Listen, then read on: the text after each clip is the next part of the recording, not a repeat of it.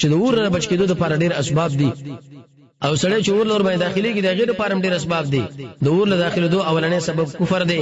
دویم سبب شرک دی دریم تکذیب د لقاء الله ده څلورم تکذیب د رسول الله دی پنځم پر رسول الله باندې دروغ ویل دي شپږم دعوه د هغه څه کول چې هغه ست حق نه وم شهادت په هغه چا باندې کول چې هغه مناسب نه چور باندې وکړي اتم د هغه چا مبارک د اور فیصله د شغه وي داخله د مال ودرېږي او نه هم قسم خورل باندې پر دې مال اصول ولا لسم چې کوم وخت سره ډېر لعنت استعمالي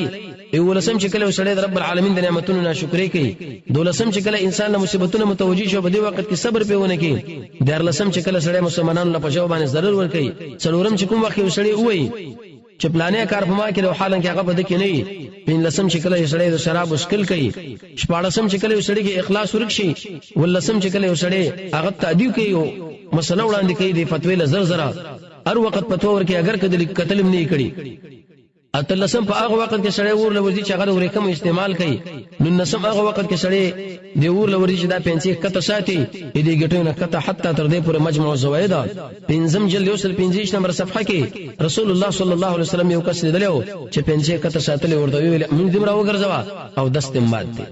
شلم هغه سړی ور لوري چې سړی چاله غوږ کې دی او هغه دا غوږ کې خودل دې بد غني ځان لا دا ډېر انتهایی سخته یو اجتماع چې سړی خلال درې ګوتې نه کوي او داسه کې دویشتم چې کله سړی د سرو زرو غلو کې استعمالي پای کې خوراک اوسکاک درشتم چې کله سړی د مدینه منوره خاوندان له تکلیف ور کوي څلورشتم هغه جړیدونکو خزه چې په موړ باندې جړا کې د پاره دنیا د اصول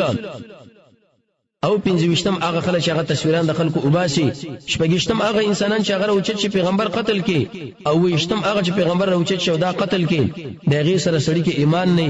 دغه سره به سړی کې د مانځه خشوع نه پاغه کې سړی د فرش حفاظت نه کوي پاغه کې سړی به پیدا کارونه کې ځام بندي پاغه کې سړی د امانت لحاظ نه ساتي پاغه کې سړی د وادي پابندي نه کوي یو سړی د مانځه حفاظت پروګرام نه کوي یو سړی خلکو له شر ور کوي یو سړی د قران او سنت باندې ژوند نه برابري یو سړی په مینانو باندې بدنام لګي یو سړی د مسلمانانو مابین کې جدایي راولي یو سړی د مصیبت په وخت کې صبر نه کوي یو سړی د نعمت په وخت کې شکر نه کوي د نور مسلمانانو په ژوند کې ستا محبت نه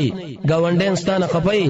بادشاہي لیکن دروغ وای او دغه سره سره یو سړی پاک دامن نه یو سړی د حرام خوراک په طرف باندې د خپل لاس ورګدي یو سړی په معاملې کې نرمي نه کوي یو سړی امر بالمعروف نه کوي یو سړی نهي عن المنکر نه کوي یو سړی پر وته مسلمان راوچتاینا یو سړی بیکار سړی د کار نه پیدا کوي یو سړی خپل شر د خلکو نه بندي نور لور کوي دا هغه امور دي چې قران او سنت موږ له خودلی سره ور باندې ور له داخلي